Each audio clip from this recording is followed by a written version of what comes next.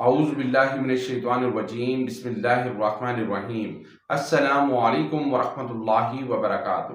میرا نام ہے محمد سہیل اور آپ دیکھ رہے ہیں ہمارا یوٹیوب چینل شیخ لائف وظائف۔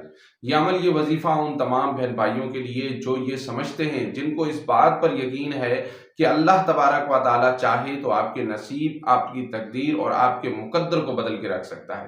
وہ لوگ اس ویڈیو کو دیکھیں اور جن کو یقین نہیں ہے وہ چاہیں تو یہی ویڈیو کو چھوڑیں اور ویڈیو کو چھوڑ کر جا سکتے ہیں۔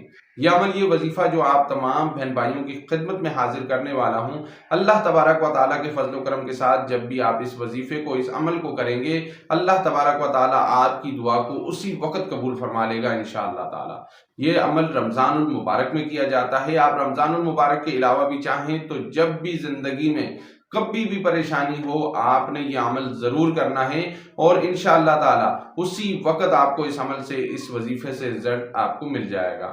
آپ نے صرف اتنا کرنا ہے کہ اس ویڈیو کو اپنے پاس سیو کر لیں تاکہ جب بھی آپ کو کبھی تکلیف ہو تو آپ اس ویڈیو کو دیکھ کر یہ عمل، یہ وظیفہ کر سکیں۔ اسے میری مائیں بہنیں بھی کر سکتی ہیں، اسے مرد حضرات بھی کر سکتے ہیں، اور پریشانی کیسی بھی ہو، دولت کی پریشانی ہو، کوئی مصیبت ہو، کوئی حاجت ہو، کسی کا ڈر ہو، خوف ہو، جادو ہو، جنات ہو، کوئی بھی مسئلہ ہو، کسی بھی مسئلے سے آپ نے گھبرانا نہیں ہے۔ اللہ تبارک و تعالیٰ کی ذات ہر چیز پر قادر ہے۔ دنیا کا کوئی ایسا کام نہیں، یا چاہے وہ دنیا کا ہو، آخرت کا ہو، کوئی بھی ہو، جو اللہ تبارک و تعالیٰ کے لیے پاسبل نہ ہو۔